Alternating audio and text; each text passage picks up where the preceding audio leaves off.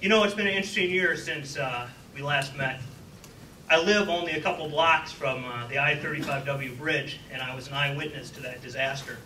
And watching 13 fellow Minnesotans die reminded me that we never know when or how our time is going to come, but we do know that it is going to come. And as always, I like to start by remembering the sons of Minnesota who fell in battle in Afghanistan and Iraq, and I ask for a few moments of silence to remember the young men, many of whom are closer in age to you than to me, who are not coming back to cabins on lakes or to their boats this summer.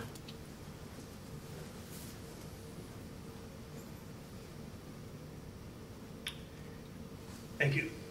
This past year, a couple of months after the I-35 bridge fell, there was another death, that of my grandmother.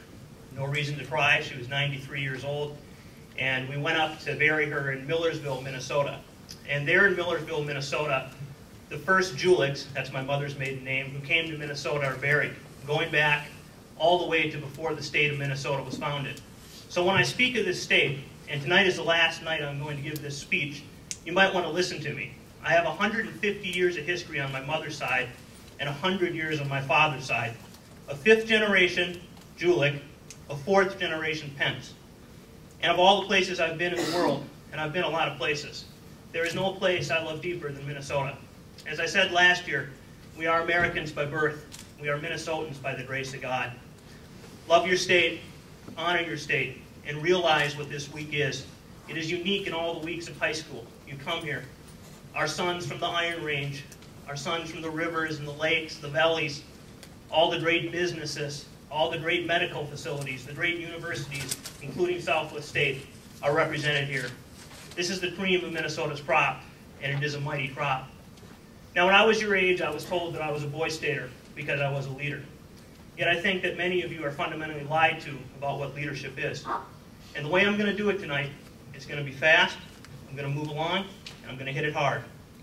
5 great leaders I'm going to look at. 4 movies I'm going to look at. 3 great lessons. 2 final promises, and 1 final reflection on 60 years of what Boy State has met. The 5 great leaders: Lincoln, Socrates, Price, King, Teddy Roosevelt. What do the first 4 have in common? I started speaking at Boy State 15 years ago, and it was then that I first started to craft my ideas about leadership, because I thought that I was fundamentally lied to in high school. People told me because I was popular, because I was captain of the debate team, because I went to Boy State, because I had a pretty girlfriend, because I had a lot of friends, somehow I was a leader. And then I went off to Georgetown, traveled throughout the entire nation and the world, and I realized the truth about leadership. Great leaders are often hated. Great leaders are often killed. Lincoln was our greatest president. He was assassinated and half the country hated him. So if you go through life and certain people do not like you because you stand for something, realize that you just might die for your beliefs. Lincoln was killed. Socrates, the greatest philosopher, murdered in Athens as he tried to enlighten the youth. Jesus Christ, a great theologian, hung upon a cross. And Martin Luther King Jr., who had the radical notion that we could have a group like this, where all races are welcome, was assassinated in Memphis, Tennessee. None of those men, none of them, lived to see the fruits of their labor. They all were killed. That is leadership. Lincoln, Socrates, Christ, King. That is how I've always started my speech, and tonight, the last night I give it, I'm not going to change it, because I think that's a lesson that all of you need to learn. The 5th leader, my favorite president, Teddy Roosevelt. What did I love about TR? There's a lot of things to love about him. I love that he graduated at the top of his class at Harvard, but I also love that he was a Rough Rider.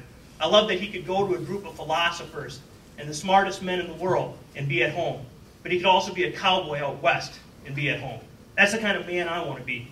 And that's the kind of man I hope one day I become, that I can wear a polo suit and a pair of cowboy boots, because that's the kind of man you should be in your high school. And I always thought that high school was too divided, because you had the guys who were the intellectuals, the guys on the chess club, the guys on the debate team, and then you had the jocks, who they had a lot of friends, they might have had a girlfriend, but they really didn't know much. And I always thought that the ideal man should be both, because that's what Teddy Roosevelt was. An intellectual and a warrior. A man who was popular, but a guy who was also friends with the biggest nerd. That's the kind of man you should be. That's the kind of man Teddy Roosevelt was. And I hope that you will learn that lesson of leadership too. It's not just about you, it's about your fellow brothers this week. And this is a brotherhood of free men. The 4 movies. the first movie that I've seen 6 times and absolutely love, The 300. What happens at the start of The 300?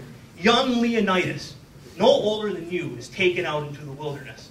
Nothing but a loincloth off and given a spear. And the wolf comes at him. Because the Spartans knew something about their young men. They didn't want young men who couldn't fight. They didn't want young men who weren't willing to go into the wilderness and kill the wild beast. There was always, throughout history, this lesson that was taught to our young men. The journey of masculine initiation. When you started a boy and you ended a man, and Leonidas has to kill that wolf, or the wolf will kill him. Now, if I ran this state, and I was a military dictator of the state, I'd take you all up to the boundary waters. I'd give you a big old buck knife and leave you there for a month. And if you made it back, welcome to manhood. If you didn't, we didn't want you anyways. And there's a lesson to be learned there. Because so often we tell our young men that what makes them successful are false things. And that's where we move on to the next movie, Fight Club. One of the great scenes in Fight Club, that's right, one of the great scenes in Fight Club is when Ed Norton and Brad Pitt are sitting there. And Ed Norton hates his job. He hates being yuppie trash. And he's sitting there, and Brad Pitt says to him, "You think you own your possessions, but your possessions really own you." Now, what does this have to do with my life? I was always at the top of my class. I could have gone to any school I wanted to. I chose Georgetown because I wanted to be in Washington, D.C., and because it was a Jesuit school and I'm a Roman Catholic. Well, when I got out of college, I kind of bought into the same old myth that somehow or another it was about how much money you made, the size of your house, the kind of car you drove. But I realized that something was missing in me. The journey. What could I do? I had this crazy idea when I was a senior at Georgetown that what I really wanted to do was go and travel the nation and visit every single congressional district and insular territory in the country. No one believed me when I told them I was going to do it. It took me 5 years. I never received one dime of formal funding.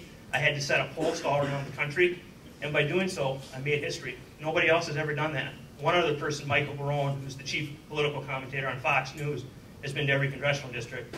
He didn't make it to the insular territories of Guam, American Samoa, Virgin Islands, and Puerto Rico. I did. And that journey forever changed me. And I have here an article that you all can read about it. There's been a lot of articles written about it, but this is one to sum it up, which I'm going to provide to any of you if you want to learn about it, because a lot of young men want to travel.